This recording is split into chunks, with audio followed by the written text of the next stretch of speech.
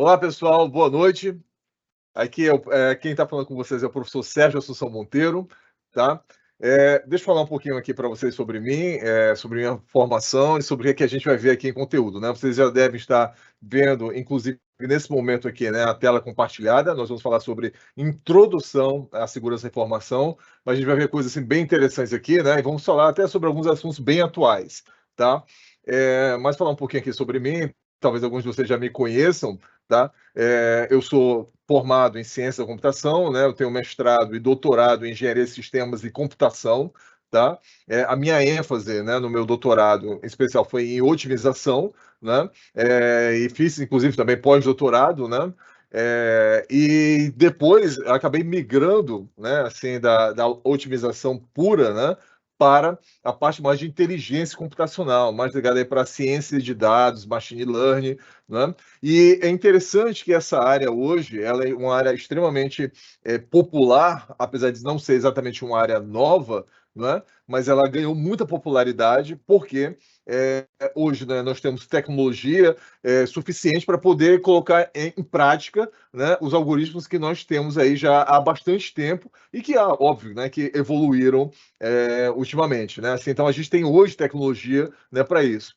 Isso é uma coisa muitíssimo interessante para o assunto que a gente vai falar, né, o motivador, porque é o seguinte, né, a gente fala sobre segurança, obviamente é um tema extremamente importante em qualquer aspecto, né, em qualquer cenário, segurança é importante, né, mas nesse mundo agora que a gente está falando aí, né, de tecnologia, de inteligência artificial, né, mais especificamente, né, de machine learning, né, como que se encaixa isso ainda, né, assim, essa parte de segurança, ou seja, ela ganhou ainda mais importância ainda. E aí ela começou a mesclar, inclusive, com essas áreas também de inteligência artificial, tá? Um exemplo, a gente estava falando aqui um pouquinho antes, né, do início da nossa live aqui, tá? Sobre um tema extremamente moderno, né, que é o chat GPT, né? Talvez alguns de vocês ainda não conheçam, que eu acho muito difícil que seja o caso, tá? Mas, assim, enfim, foi uma ferramenta lançada recentemente, né? E tem muita gente fazendo apostas equivocadas sobre essa ferramenta, tá? Apesar de que, vamos lá, assim, vamos fazer uma separação sobre isso aí. A ferramenta em si é extremamente importante, ela é muito útil, tá? Mas como ferramenta, tá? Uma coisa que a gente está falando, né? Eu, assim, tô lá no início, eu entrei na graduação em 95, né? E nessa época foi quando realmente a internet estava começando realmente a se popularizar aqui no Brasil, ainda era muito restrita, né? Muito, muito restrita mesmo, né? E aí a gente viu assim algumas evoluções ao longo do tempo.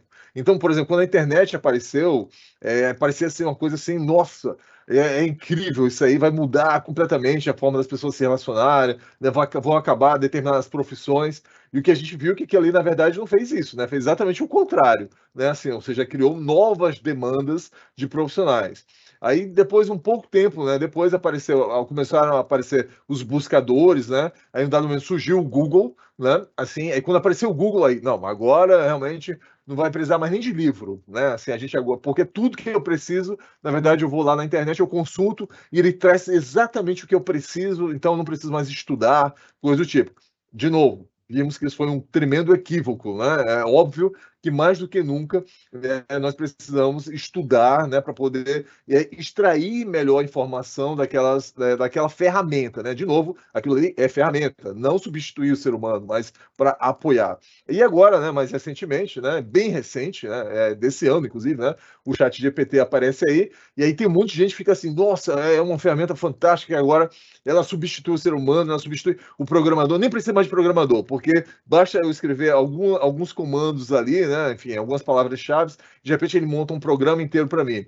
E temos várias pessoas, assim, muitas experiências, assim, relatadas. Eu, particularmente, inclusive, tenho experiências concretas, né, assim, de consultas ao chat GPT, e ele me retornar, né, coisas erradas, né, assim, coisas realmente que chegou um momento que eu realmente desisti, assim, estava tentando fazer lá, enfim, uma determinada consulta relativamente simples, né, sobre um pacote lá de computação gráfica, né, o OpenGL, né, assim, e era uma coisa relativamente simples, assim, e ele me trouxe a resposta errada, assim, e eu tentei de várias formas, tal, né, E ainda assim ele me trouxe a informação errada, né? Assim, então o que a gente vê ali é o seguinte, né? É que cada vez mais isso que vocês estão fazendo agora, nesse exato momento aqui, né? Estando participando aqui dessa live, estando estudando, ou seja, a trajetória que vocês já estão percorrendo há um certo tempo, é extremamente importante, né?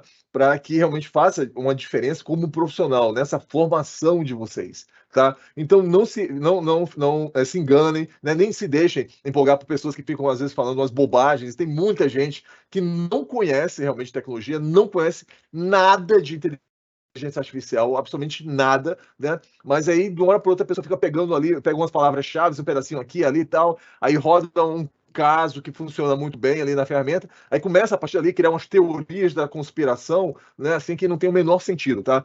E isso que vocês estão fazendo é essencial. Isso é engajamento, isso é dedicação, isso é esforço e que realmente faz a diferença, né? Aí para frente, né? Dentro do trabalho de vocês. Aqui nós vamos fazer uma introdução, né? À segurança da informação, mas eu quero falar um pouquinho, fazer uma introduçãozinha bem rápida, ainda antes da gente entrar nos tópicos propriamente disso, tá? Assim, eu só tenho bem um tempo aqui, porque tem muita coisa pra gente falar, né? E o tempo, assim, às vezes não nos ajuda. Mas, por exemplo, né, eu já programei muitas linguagens de programação, várias, inclusive desde Assembly, né? Até 01 já trabalhei, né? Assim, então já passei por várias linguagens de programação. Atualmente, né, eu foquei em algumas, assim, né? Assim, hoje em dia, por exemplo, eu trabalho principalmente, né? Principalmente com o Python, né? Assim, que a gente utiliza muito para essa área, né, de machine learning e tal, né? E dentro do Python, mas de novo, assim, é óbvio que tem várias outras linguagens importantíssimas, né? O JavaScript, o R, que inclusive é uma linguagem que eu também me dedico bastante, né? O C, o C++,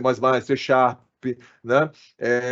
Tem várias linguagens de programação assim importantíssimas, né? Assim, o próprio Java, né? Enfim, né? Assim, mas assim, eu particularmente hoje, né, eu me dedico muito mais, né, assim, ao Python. E mesmo no Python, né, nós temos diversos pacotes, ferramentas que nos ajudam a detectar vulnerabilidades, que vai ter está completamente relacionado a esse assunto que a gente está falando. Tá? Na verdade, já é um tópico mais avançado, né, que a gente não vai tratar aqui, tá? Mas assim, para vocês verem como os assuntos são interrelacionados. Então você não está vendo uma coisa isolada, tá certo? Então, de novo, isso que vocês estão fazendo, né, em termos de engajamento, de se aprofundar, né, assim, na área, isso é completamente correto, tá? E não achem, né, que ChatGPT 4, ou 5, ou 7, ou 10, tá certo? Ou enfim, outra ferramenta que cria aí vai substituir, né, o profissional. Ao contrário, sempre vai haver demanda para o bom profissional, tá? Mas é necessário, né, ser adaptável, isso é uma coisa muito importante na nossa área, e, claro, tá estudando aí. Tudo bem? Então vamos lá, né? Iniciar agora, provavelmente dito aqui, o nosso assunto. Então, a nossa disciplina, tá? Vocês devem estar vendo aí o slide aqui, tá? Introdução à segurança da informação, tá? Então, eu sou o professor Sérgio Assunção Monteiro, tá? E está aqui, né, apoiando aqui a gente, né, o professor Fábio Henrique Silva, tá? Que está no chat, tirando as dúvidas de vocês aí, tá? Então, é importante, né, que vocês enviem aí dúvidas aí, né, e troquem informações com a gente. Não precisa ser necessariamente dúvidas, mas comentários, coisas do tipo, para que a gente saiba, né, o que vocês pensam sobre o assunto, né, e que a gente possa, assim, claramente tentar direcionar para tentar chegar melhor aos anseios, né, que vocês possam vir a ter, tá bom? Então, vamos lá. Deixa eu passar aqui. Então, o que a gente vai abordar, né? A gente vai abordar todos esses tópicos aqui, tá? Princípios da segurança, né? O ciclo de vida da informação, ameaças e vulnerabilidades à segurança da informação, boas práticas de segurança da informação, normas, a gente vai falar também, gestão de risco, que é fundamental, tá? Aí, junto com a gestão de risco, né, entra ali, né, a gestão de continuidade, né, do negócio, e também a gente vai fazer aqui um estudo de caso, assim, que é interessante, né, algumas ferramentas aí para a gente ver algumas situações práticas, né, que são bem úteis aí, tá? Então, vamos lá começar com princípios da segurança, né, e o ciclo de vida da informação, tá? Então, a primeira coisa vem aí, né, a motivação, né, ou seja, por que a gente estuda esse assunto, né? Assim, por que isso é importante, né? Por que segurança é importante? Olha, segurança é extremamente importante porque sem ela, né, se a gente não tem esse cuidado explícito, nós ficamos expostos, né, expostos a golpes, tá? E existem vários golpes, assim, esses aqui são apenas alguns que eu selecionei, tá? Mas além desse aqui tem vários outros, né? Assim, o boleto falso, né? Assim, você recebe ali, é bem comum, inclusive, né? Por exemplo, aqui eu estou, né? Aqui no Rio de Janeiro nesse momento, né? Assim, aqui é comum, né? No começo do ano a gente recebe a taxa de incêndio, né? E às vezes, assim, enfim, os golpistas, né, eles passam assim um boleto idêntico, né, assim, você olhando, se você não prestar atenção, né, ele está completamente idêntico, né, com todos os dados direitinho, e na verdade você está pagando para um falsário, né, assim, para um golpista, tá? Então, assim, isso existe vários exemplos, né, desse tipo aí. Existem outros, né, por exemplo, via SMS, né, que passa ali com link. Olha, você tem tantos pontos, hoje é o último dia, você tem 5 minutos, tá, para você clicar aqui no link e você poder retirar esses teus pontos. Aí na hora que você faz isso, aí você baixa ali, acaba de instalar um programa ali dentro do seu aplicativo, do seu celular, né? E ele, inclusive, tem até um nome, né? Assim, a mão fantasma, né? Porque ele passa a ter domínio do teu sistema operacional e aí passa, assim, enfim, espero que ninguém faça isso, né? Mas enfim, as pessoas que deixam, né, aplicativos abertos, assim, né, de banco, coisa do tipo, ou senhas e tal, ele começa a explorar essas coisas, tá? Porque é muito fácil. Tem gente, inclusive, né, que coloca o nome da senha mesmo, assim, olha, a senha, 2 pontos, né? Aí coloca ali e tal, coloca todos os seus dados, né? Que, obviamente, isso para um aplicativo, né, que explora vulnerabilidades é um prato cheio, tá? Então, perfil falso, né? Esses investimentos errados, a gente viu, inclusive, recentemente agora, né? Assim, uns casos ficaram bem conhecidos, né, de jogadores aí que caíram num golpe, né? Sempre assim, envolvido com criptomoedas e tal. Não que criptomoedas seja uma coisa ruim, tá? Ao contrário, tem várias coisas interessantes sobre blockchain, né? A tecnologia em si é extremamente importante, mas o problema é que tem muita gente, como é uma coisa muito nova, né? Assim, aí tem gente que fica explorando de uma forma errada, né? Fica enganando ali as pessoas entram em investimentos achando que vão ganhar assim, absurdos, né? Muito acima, né, do normal, muito acima do mercado. E na verdade, às vezes, muitas das vezes as pessoas perdem tudo, né? Eu particularmente conheço casos reais, assim, ou seja, eu conheço as pessoas, algumas pessoas que caíram, né, nesse tipo de golpe. Assim, é impressionante como isso acontece com muita frequência, né? E aqui tem vários exemplos, né? O marketing multinível, né? Ou seja, que no fim das contas é um negócio muito parecido ali com a pirâmide, né? Ou seja, que você entra e aí você tem que entrar atrair outras pessoas também para aquele negócio ali. Então chega um momento que, obviamente, essa estrutura não suporta, né? E aí todo mundo tem um prejuízo grande, né? Principalmente quem está ali na base, né? Assim, o golpe do emprego, né? Que te oferece, olha, não, tem um emprego aqui fantástico para você, mas você tem que pagar alguma coisa antes, né? Assim, essa taxa. Aí você entra nessa e nunca te chamam, né? Coisa do tipo. Então, tem muitos e muitos golpes aqui, né? Assim, isso aqui, de novo, são apenas alguns exemplos que nós selecionamos, né? Assim, e que acontecem com muita frequência, tá? Então, nós temos uma motivação muito grande para estudar realmente segurança para evitar esse tipo de situação aqui, tá? E aí, né, assim, quais são os itens importantes, né, para a gente poder visualizar melhor, né, essa parte, né, assim, sobre qual é o objeto que a gente quer deixar seguro, tá certo? Então, sobre o dado, né, assim, ou seja, o dado em si, o que é o dado, né? Por exemplo, o meu nome é um dado, mas quando você associa o meu nome, né? Assim, existem outros Sérgio Assunção Monteiro, né? Se você procurar na internet, vai encontrar outros homônimos aí também, tá? Então, na hora que você associa, né, o meu nome, a identidade, a formação, ou seja, todo o conjunto ali de dados, aí você passa a ter o quê? Né, assim, uma informação. Então, você passa a conhecer melhor aquele indivíduo e a partir desse momento aí, né, você pode usar isso de uma forma, né, obviamente inadequada. A gente vai falar, claro, também sobre o ciclo de vida da informação, tá? Aspectos de segurança, né, da informação e, claro, obviamente, né, segurança física, lógica e controle de acesso, tá? Então, vamos lá. Logo sobre a parte, né, de controle de acesso eficiente, tá? Então, o que que nós temos aí? Bem, primeira coisa, né, assim, o que a gente sempre tem que ter cuidado, tá, assim, acesso apenas, né, para pessoas autorizadas. Então, de forma concreta, né, a gente tem que deixar explícito quem é que pode, né, acessar determinados tipos de serviço, tá certo? Determinado tipo de aplicações. Isso é uma coisa, né, que a gente tem que realmente ou programar ou configurar. Isso tem que estar realmente explícito, tá?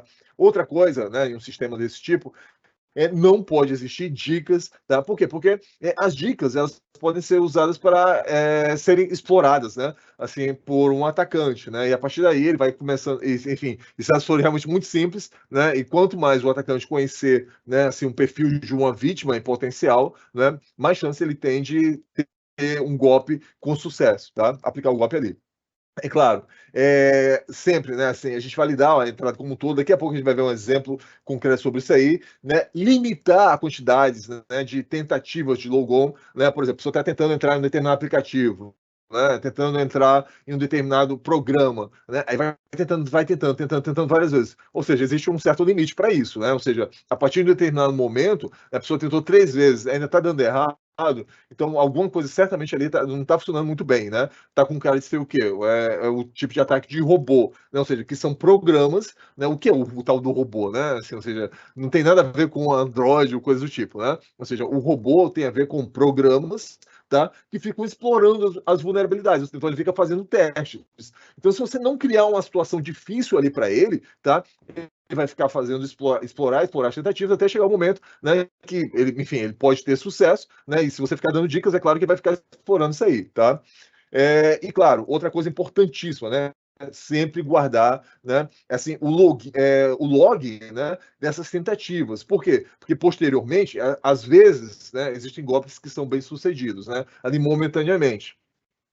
E existe, às vezes, a questão do mal menor, né? Então, em algumas situações, é melhor que, assim, enfim, aconteça, você fica entre o ruim e o péssimo, né? O que é que você vai, qual a sua decisão, né? Ou seja, você não tem um bom ali para escolher. Então, entre o ruim e o péssimo, é melhor o ruim, tá certo? Ou seja, vamos dizer, é menos pior, né, o ruim, tá certo? Assim, então você vai ficar ali com o ruim. Mas aí você tem o quê? Você tem o log, que você pode estudar o que foi que aconteceu, né? E aí sim, ir atrás ali, né? Atrás do golpista, tá? De uma forma muito mais encorpada, de uma forma muito mais direcionada, tá? Para fazer, claro, o contra-ataque. Isso é uma coisa realmente importantíssima, tá?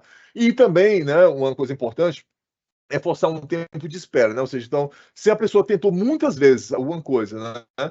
E ela não conseguiu, né? Assim, ou seja, ela tentou muitas vezes entrar em uma determinada aplicação e não conseguiu, então você começa assim, a tornar mais difícil esse processo em si, tá?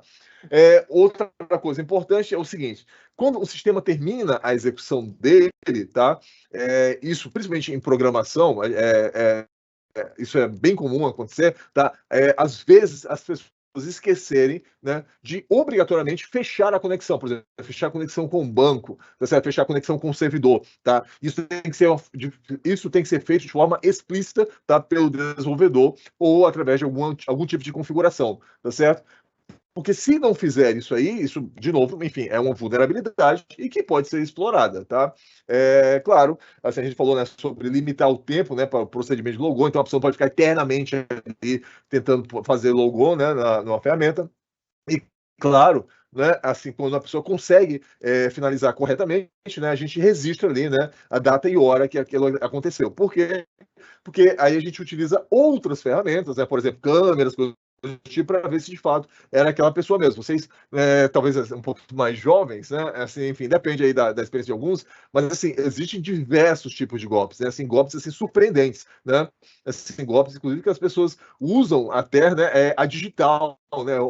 Assim, como é que a pessoa pode utilizar, né, a digital de outra pessoa, tal. Assim, até isso é possível também, tá certo? Então, é importante, né, você ter outros recursos redundantes, né, que ajudem a confirmar de fato a autenticidade, né, de fato, né, de alguém, tá?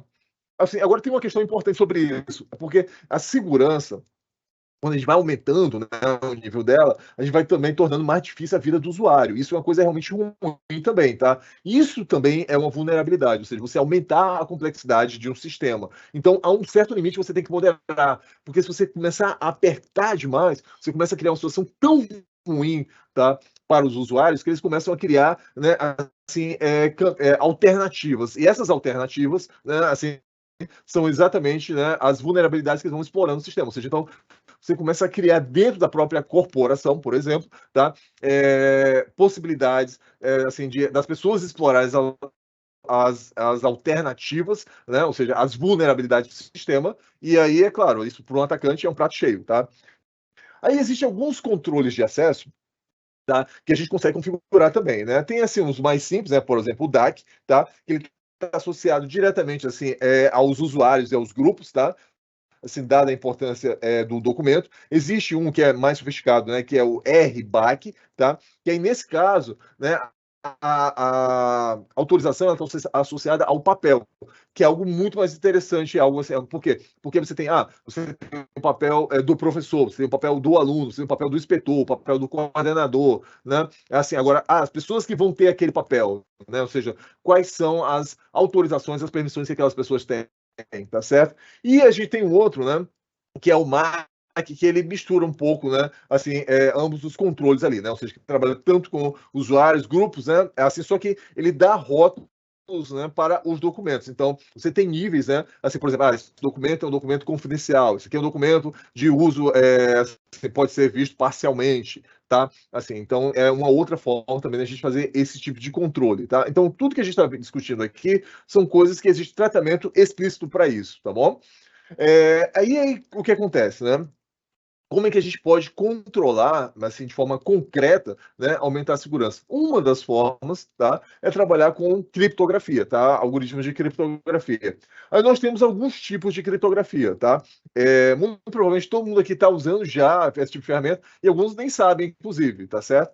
Mas, por exemplo, no próprio WhatsApp, né, quando você passa mensagem, ele fala lá, ele avisa, né, olha, assim, existe aqui garantia, né, de criptografia, né, ou seja, só a pessoa que vai receber o dado, né, do outro lado, enfim, a mensagem vai poder receber lá a mensagem corretamente, tal. Enfim, existem várias ferramentas já que já tem, né, esse recurso já vem até automático, né, assim, para gente. Mas, enfim, nós temos vários tipos de criptografia. Então, temos a de chave simétrica. Aí, alguns exemplos, né? Aqui nós temos os algoritmos, né? AES, DS, RC2 e IDEA, tá? Nós temos a chave assimétrica, que, obviamente, né, é muito mais segura do que a simétrica, tá? Isso não quer dizer que a simétrica não seja segura, tá?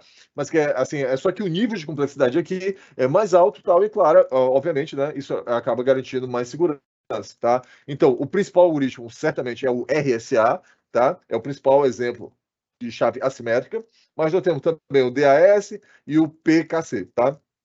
E temos também a função hash, que inclusive eu falei, né, no início sobre as criptomoedas, né? Assim, por exemplo, em blockchain a gente trabalha bastante com isso aqui, tá certo? Com funções hash, tá? E assim, as mais conhecidas são MD5, tá? E SHA, tá?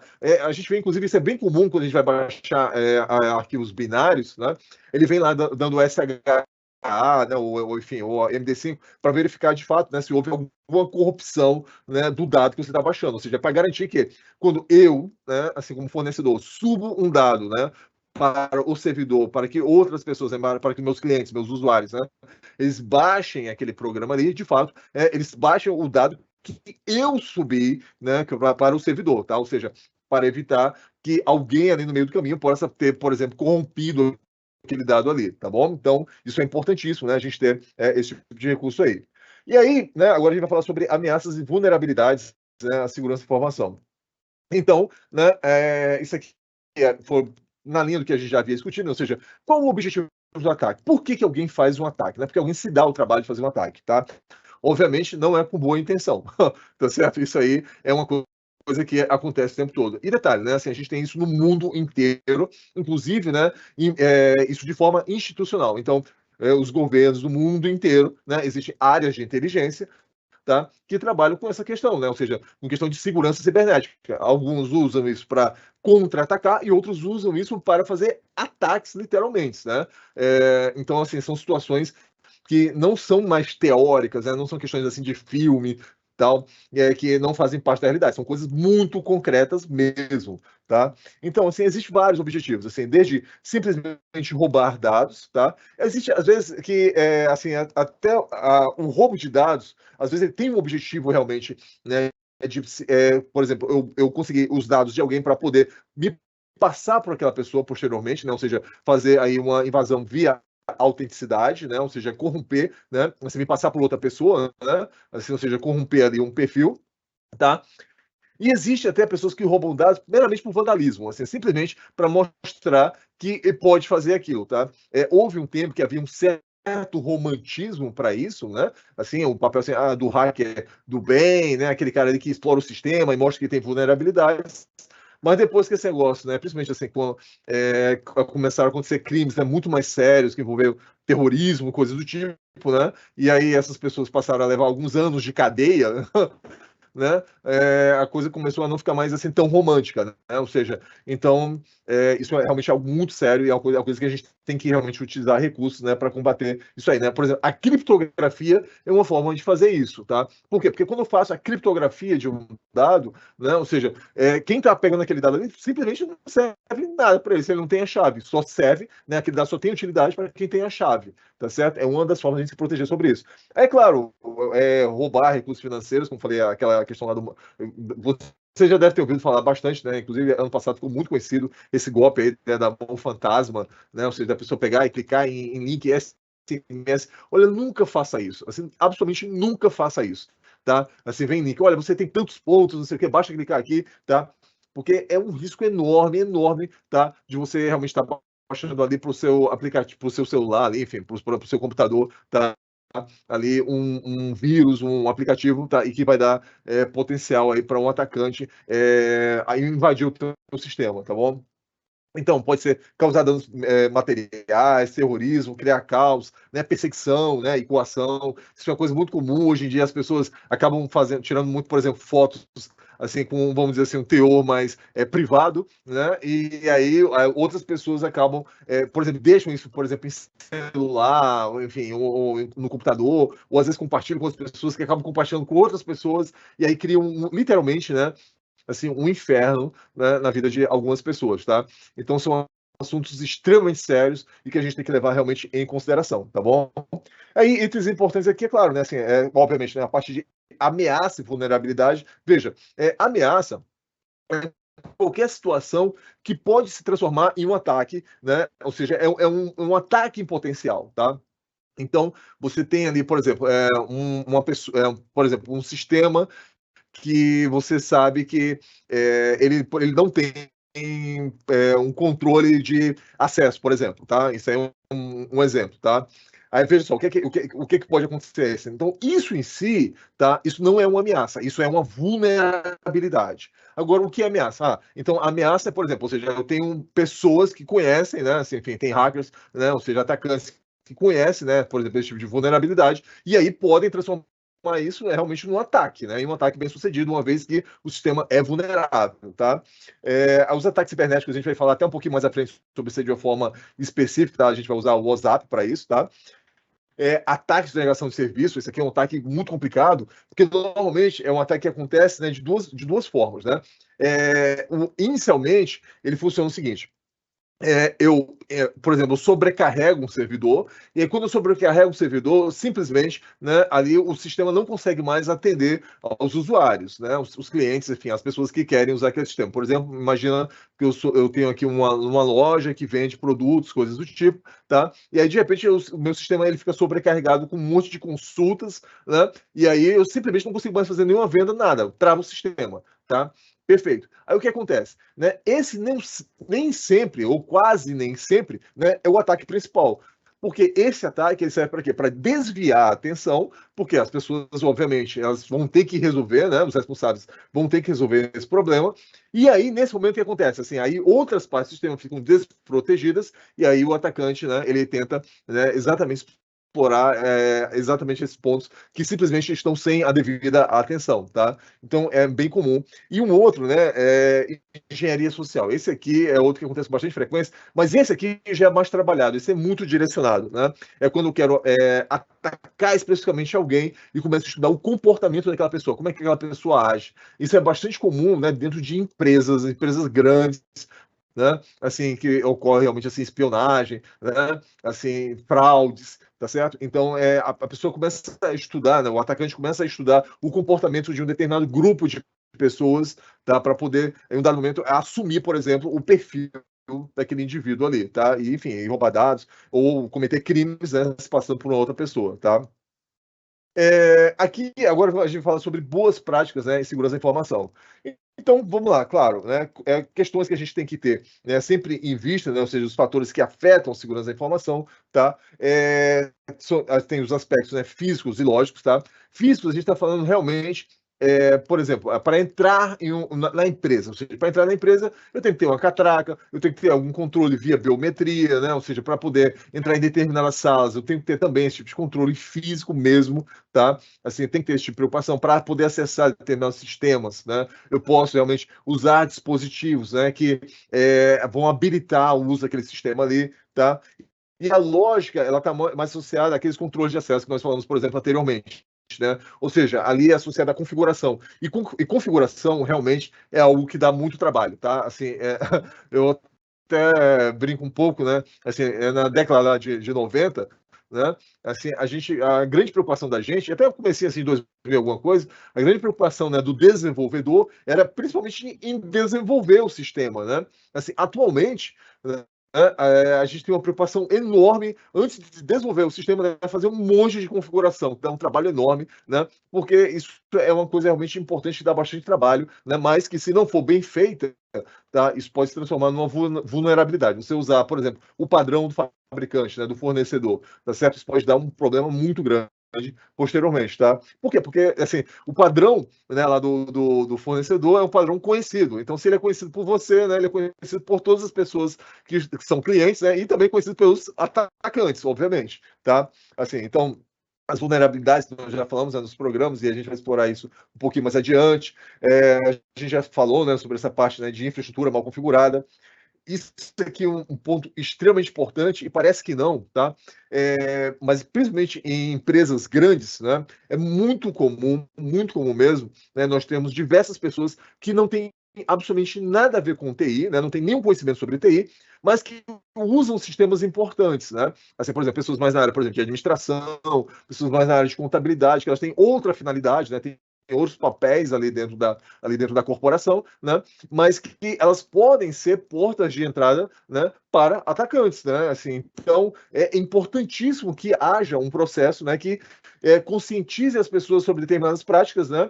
E como é que elas devem proceder, para quem elas devem falar, olha, aconteceu alguma coisa estranha aqui no meu computador, olha, com quem que eu tenho que falar, tá certo? Eu tenho que saber isso, assim, porque senão eu ficar dando jeitinho aqui, vou ficar instalando, né, programas, né, numa máquina, assim, num ambiente corporativo, isso realmente eu estou levando ali vulnerabilidade para o ambiente e criando um problema que pode ser um problema geral, né? Assim, e espalhar isso, né? Assim, para toda a empresa, né? Assim, tá? Claro, a gente já falou sobre essa questão, né, da falta de controle de acesso, tá?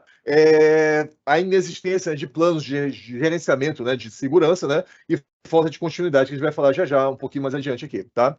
Então, boas práticas, né? Importantíssimas, sempre. Né? Uma delas, é claro, né, tem a ver com a forma como você desenvolve o sistema. Como falei aqui para vocês, por exemplo, né, no Python, a gente tem algumas ferramentas, assim, no Python, no Java, né? Na verdade, toda linguagem de programação tem isso, né? Ou seja, você tem ferramentas concretas que apontam vulnerabilidades, tá? Algumas dessas vulnerabilidades são mais simples. São simplesmente, por exemplo, para você, a indentação de um código, né? Ou seja, a forma como você estrutura ali, que vai facilitar a manutenção dele posteriormente. Ou seja, não é exatamente um erro, uma falha, né? Mas é algo que vai dificultar alguém da manutenção na frente. E se alguém pode ter uma dificuldade da manutenção na frente, é claro que o programa fica mais sujeito ainda a ataques, né? Assim, mas as situações são um pouco mais complexas. Como eu falei, por exemplo, um sistema em que, por exemplo, eu abro a conexão, né? Eu faço ali a consulta, um banco de dados, coisa do tipo, e não fecha a conexão, tá? Então, o sistema, ele precisa de uma ferramenta que realmente acuse isso aí, tá certo? Com uma vulnerabilidade. Ele aponte mesmo, assim, ou seja, ele não deixa o programa rodar, tá certo? Enquanto esse problema não for resolvido, enquanto essa questão, essa vulnerabilidade não for resolvida, tá? Porque muitas vezes o que ocorre é que as vulnerabilidades, elas não são impeditivas para que os sistemas funcionem. Então, no seu celular, né, você tem aí, né, o seu aplicativo do seu celular aí, tá certo? Muitas vezes, muitas das aplicações que você baixa, né, é importante você baixar de fontes oficiais. Por quê? Porque senão você pode estar instalando aí no seu sistema aí, tá? No seu sistema operacional, tá? De novo, um sistema que você não confia, um sistema que pode causar seríssimos problemas, né?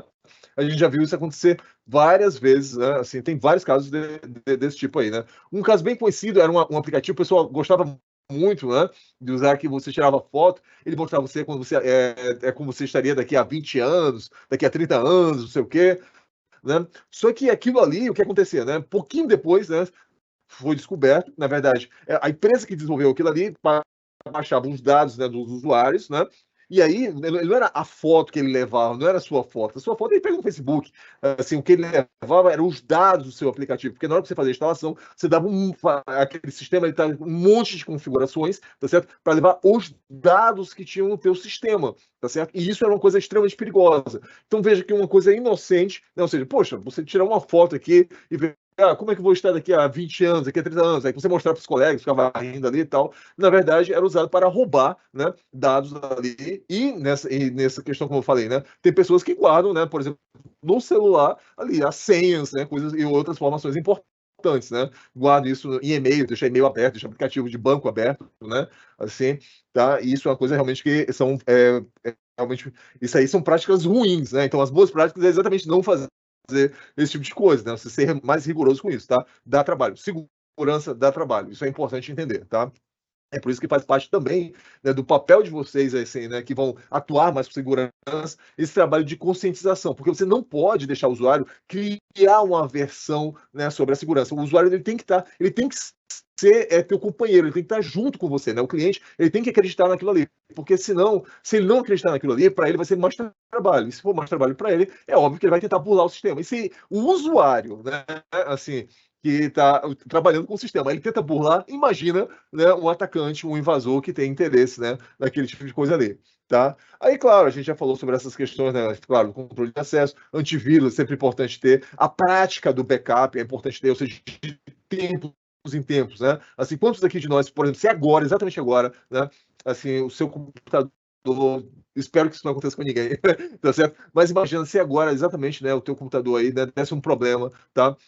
No teu HD, tá? Ou enfim, no teu SSD aí, tá? E aí, o que aconteceria? Assim, ou seja, você tem o backup dos seus dados, né, dos seus dados mais essenciais, tá? Você conseguiria levantar isso aí rapidamente? Então, isso é uma questão importante que nós mesmos, né, em casa, tá, podemos colocar isso em prática. Ou seja, não precisa só ser dentro da corporação, tá bom? E claro, aí entra a questão, né, da própria criptografia, né, e o certificado digital ali, que é uma coisa também importante, né, assim, para dar autenticidade, né, ao sistema. Ou seja, então, quando eu uso o certificado digital, né, inclusive isso vale como uma assinatura mesmo. Por quê? Porque o certificado digital, né, ele tem ali todos os dados, né, quando eu faço a instalação dele, né, assim, sobre a minha identidade. Então, aquele realmente vale como uma assinatura realmente legal, tá?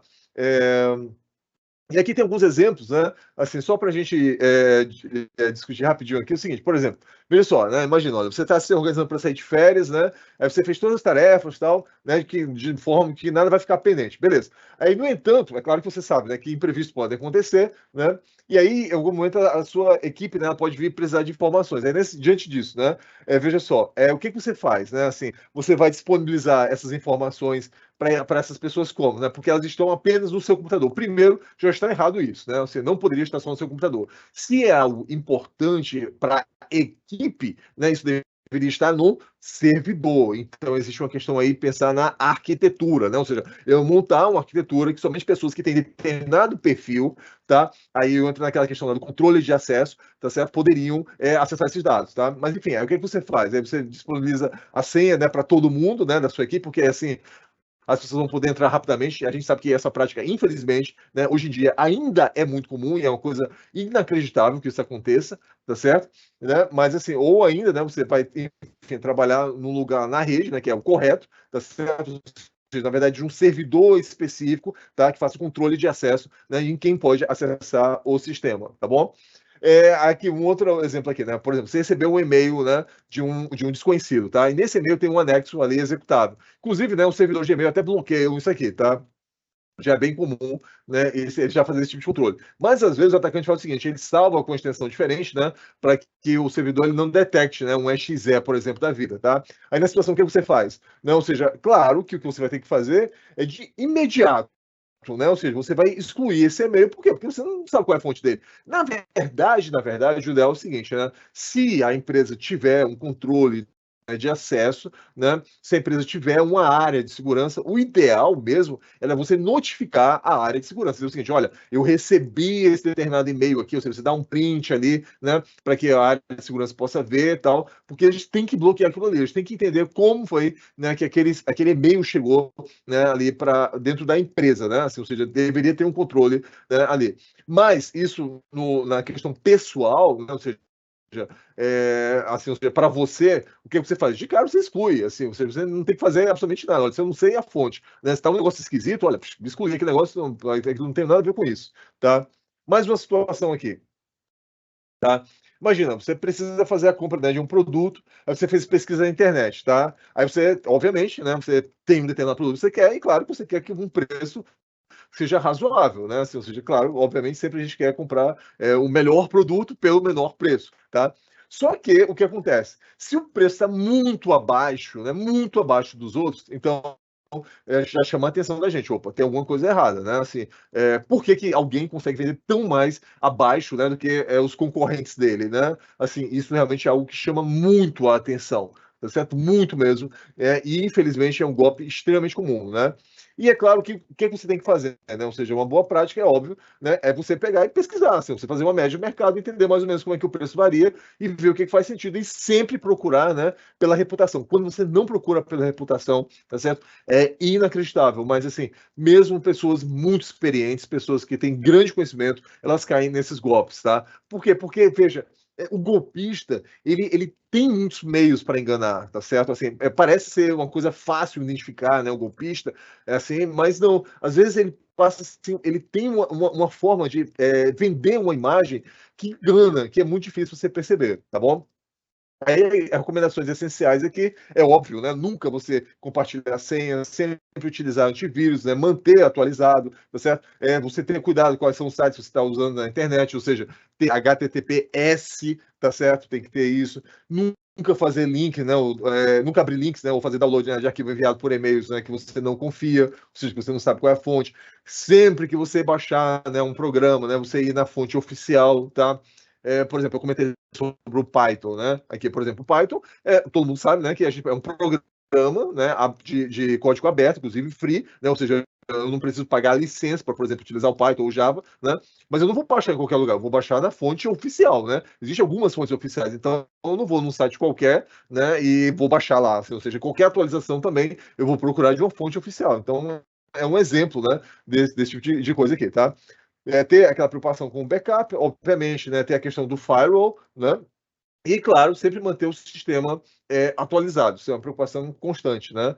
Assim, aí falando um pouquinho sobre normas de segurança, tá certo? Assim, é importante, né? Assim, a gente ter essa questão com cuidado com o backup, senhas fortes, né? O que é uma senha forte? Assim, entra desde a questão do comprimento da senha, você ter letras, né? Você combinar letras e números, tá? Você ter maiúsculos, ter minúsculos, você ter caracteres especiais também, mas, de novo, lembra o que eu falei, se você torna o sistema muito complicado, o usuário vai encontrar uma forma de burlar. E se ele encontrar uma forma bem simples de burlar isso, é o seguinte: ele anotar no papel, tá certo? Ali a senha. A senha é muito complicado, mas se ele anota no papel, coloca embaixo ali no teclado, tá? E aí criou uma situação, de novo, de vulnerabilidade, né? Assim, que pode ser facilmente explorada. Infelizmente, até hoje, isso é muito comum. Infelizmente, isso dos próximos 5, 10, 15, 20 anos ainda vai ser muito comum. Isso vai acontecer com muita frequência, tá? Sobre o trabalho, né? Assim, sobre a questão do trabalho remoto, né? Cada vez mais nós temos assim, recursos, tá? Que ajudam a você controlar mais, assim, né? Ou seja, o acesso remoto a uma pessoa não se passar por outra, por exemplo. Tá? E uma forma de fazer isso é você trabalhar com duas fases, né, de autenticação, tá? Isso é bastante comum, inclusive, né? Assim, até por e-mail. O próprio Teams tem esse recurso também, tá? Assim, a gente tem duas fases de autenticação. Só que, de novo, isso dá trabalho, tá? Isso dá trabalho. E quando você tem coisas que dão trabalho, se você não tem um processo de conscientização, de treinamento, né, então você pode criar uma situação difícil para o usuário. Isso é uma coisa realmente muito ruim, tá? E esses outros pontos aqui, de modo geral, a gente tocou. Eu quero passar um pouquinho mais adiante, porque eu quero mostrar uns casos para vocês bem interessantes, tá? Então, ainda falando sobre algumas normas assim, que são assim, muito importantes, assim, são essenciais, né? Assim, sobre segurança da informação, a gente tem a ISO, né, 27001 e a ISO 27002, tá? Ou seja, é importante que em algum momento vocês entrem aqui, vocês leiam, né, essas normas, né? Assim, nossa, Sérgio, eu tenho que conhecer todos os detalhes disso. Não, não é isso, tá? Mas assim, conhecer pelo menos assim o básico, né? Ou seja, vocês têm uma essa aqui é uma live, né? O objetivo aqui da gente, né, é criar assim esse engajamento, né? Ou seja, estimular que vocês estudem o material. Vocês têm o material, né, para estudar esses assuntos, né, com mais profundidade, tá? Então, o que a gente está querendo aqui estimular é exatamente para que vocês, poxa, mas sobre o que essa ISO aqui fala realmente, né? O que é que ela o que, por exemplo, sobre a parte física, né, de segurança, o que é que ela fala especificamente? Sobre a parte de pessoal de treinamento, o que é que ela fala especificamente? Sobre os programas, né, o processo de atualização e tal. Então, é esse tipo de coisa, né, que a gente tem essa preocupação aí, tá? Por exemplo, a 27001, ela está preocupada principalmente com o quê? Ou seja, o objetivo dela, prover requisitos para estabelecer, implementar, manter e melhorar continuamente um sistema de segurança de informação, tá?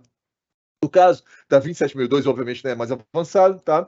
Aqui você tem que, além de estabelecer, né, diretrizes e princípios gerais, né, aí você vem aqui, né, ou seja, você vai iniciar, implementar, manter, melhorar a gestão da segurança da informação, né, assim, você vai ter que também trabalhar com os controles, né, assim, gerenciar os controles, né, de acesso, tá? Então, são várias outras questões que você vai ter que levar em consideração também, né, no ambiente corporativo e, de novo, isso dá bastante trabalho, tá? Então, não é à toa que a área de segurança tem tanta demanda. E hoje em dia, né, com essa popularização tão grande da área de ciência de dados, que a gente fala, né, de ciência de dados, aí você acaba falando ali sobre machine learning, você fala sobre ali inteligência artificial de uma forma geral, sobre data mining, né, sobre computação distribuída, computação nas nuvens, tá? Então, assim, a segurança ela ganha um papel muito mais importante nisso e muito mais complexo, porque tem muita mais coisas para você realmente controlar aí, tá bom?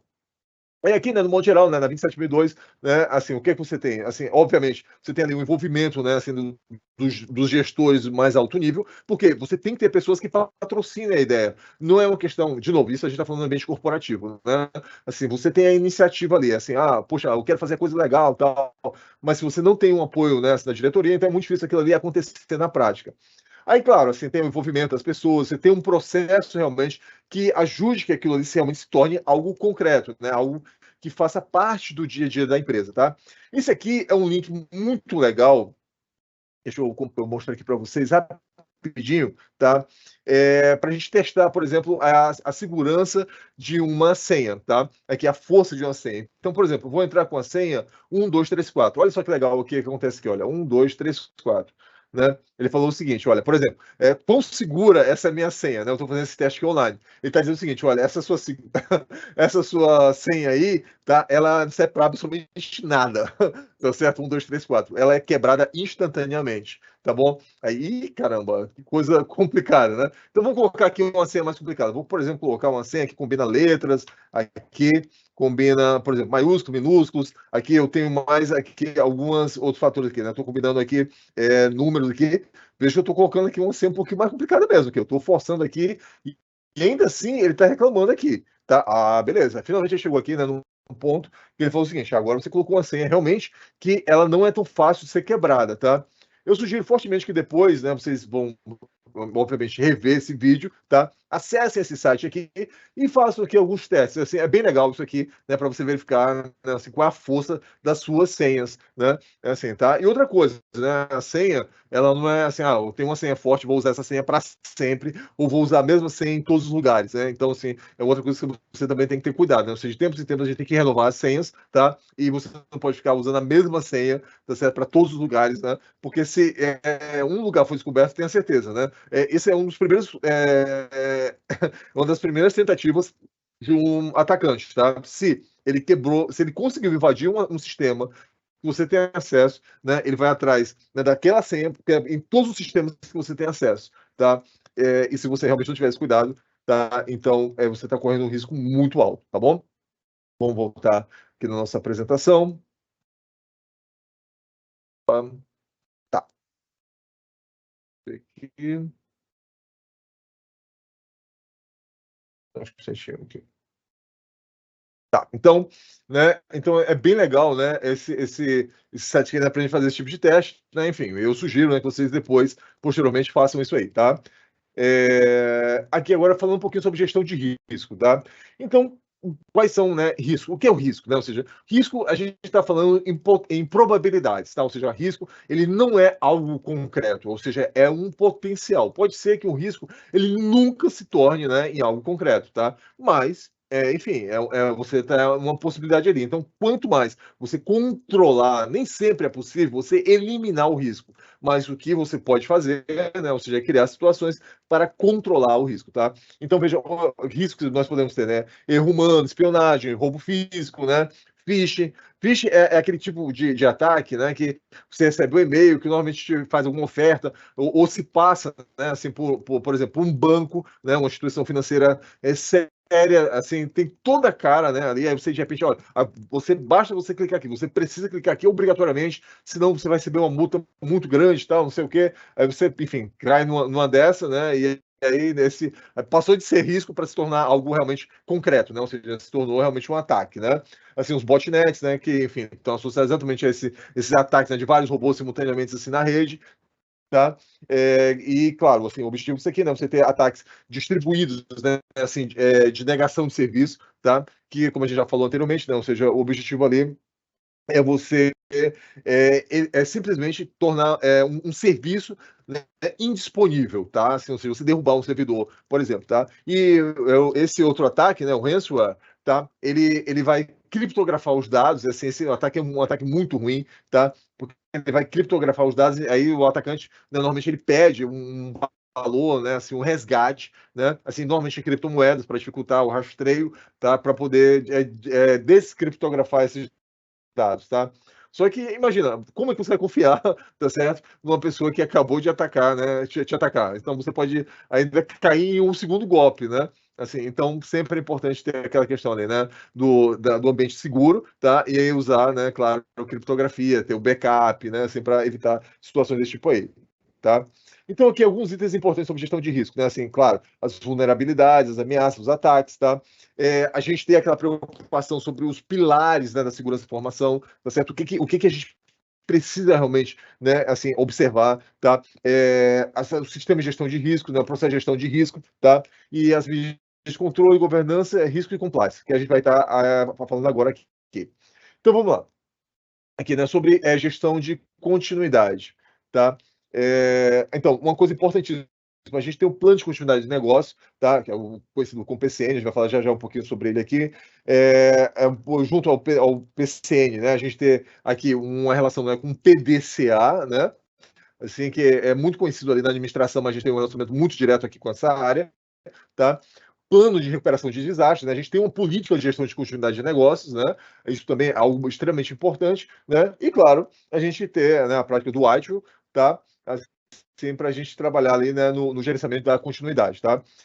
Então, vamos lá. O que pode causar falhas? Assim, então, existem muitos fatores para isso, tá? Assim, assim, a causa, normalmente, é muito difícil a gente descobrir, né? O que normalmente a gente percebe é o sintoma, o que está acontecendo ali mais imediatamente, tá? Então, existem diversas possibilidades, desde as naturais, né, uma falha de segurança, um acidente, tá certo? Uma falha de um equipamento, ou seja, uma falha que a gente chama, né, principalmente falha estrutural, né?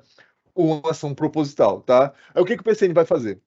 O plano de continuidade, né? Então ele vai dizer o seguinte, ele vai definir, né, ou seja, quais são as ações, né, que nós devemos ter, né, assim como que nós devemos proceder, tá certo? No caso de acontecer um determinado problema. Só que o PCN em si, tá, ele é só um plano, tá? É assim, um plano composto por vários outros planos, ou seja, tem um plano de contingência, um plano de administração de crise, né, um plano de recuperação de desastres, um plano de continuidade operacional, tá? Assim, só que isso aqui tem que ser colocado em prática, ou seja, as pessoas têm que conhecer isso. Primeiro, isso tem que existir, né? Então, nem toda empresa tem isso aqui, né? Então, primeiro, tem que existir, tá? Tem que formalizar. Depois de formalizar, existem pessoas que têm que ser responsáveis, tá? Por colocar isso aqui em prática e, claro, né, criar esse processo de conscientização, que outras pessoas também possam conhecer isso aqui, né, com mais detalhes, né?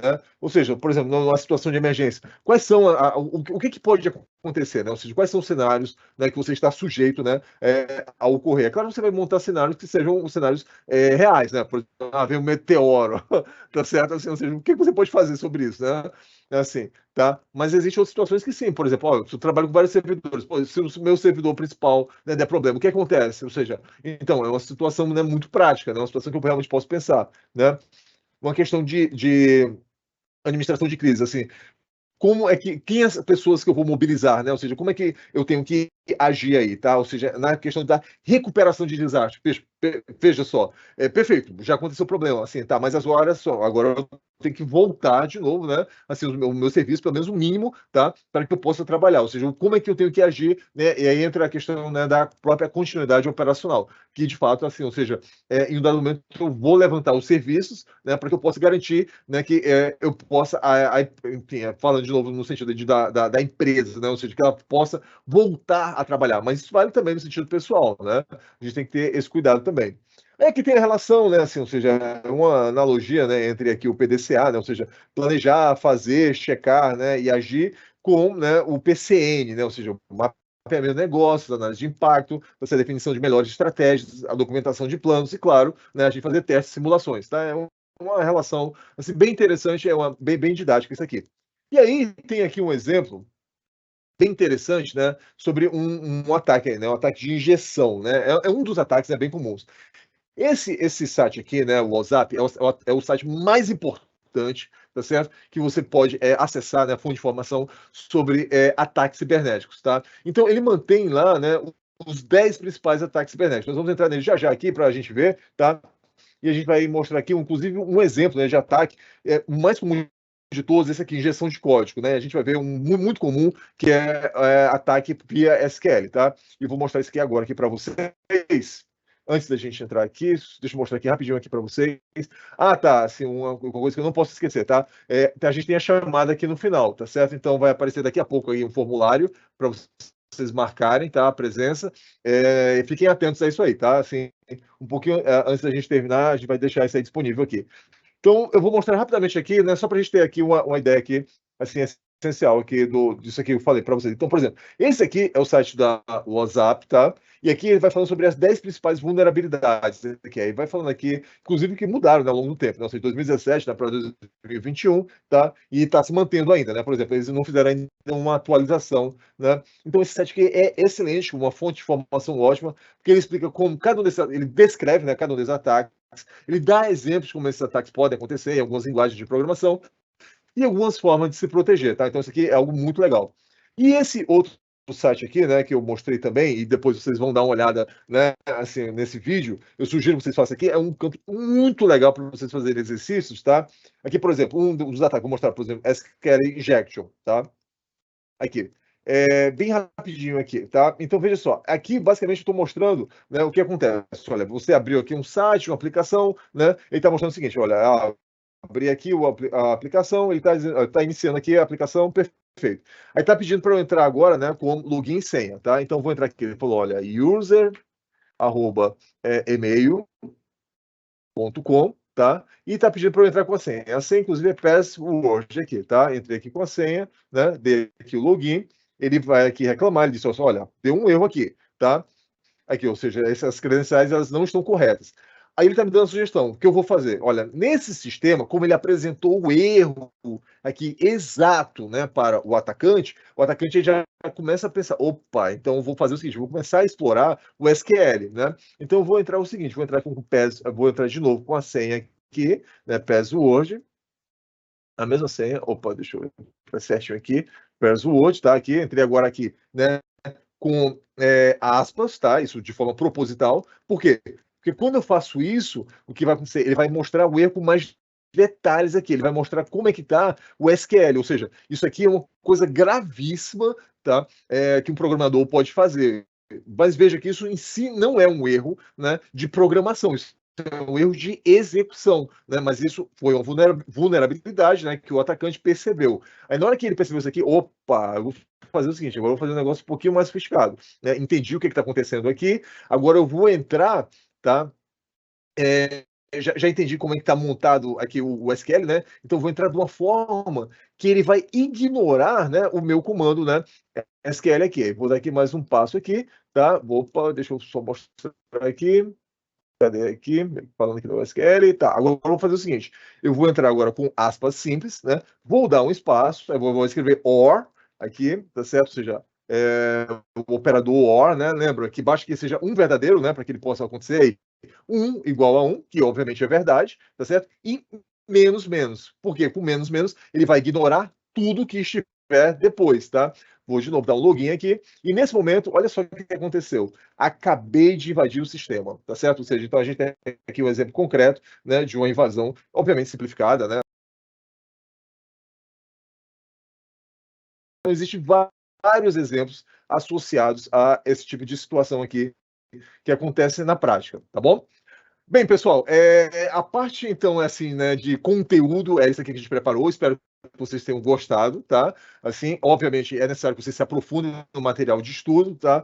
Agora, a partir desse momento aqui, eu não sei se o Robson, de repente, quer falar ou deixa comigo aqui, porque isso aqui é uma coisa importante, assim, para vocês, sobre questão de pontuação, né? Se quiser, professor, eu falo, não tem problema não, posso falar aí. Quer que eu fale? Tá, Falo, fala aqui, ó. pode ser. Pessoal, então isso é só para complementar, porque vocês estão no período da avaliação de vocês, então a gente tem o teste aí de conhecimento que vocês têm dentro do Sava de vocês.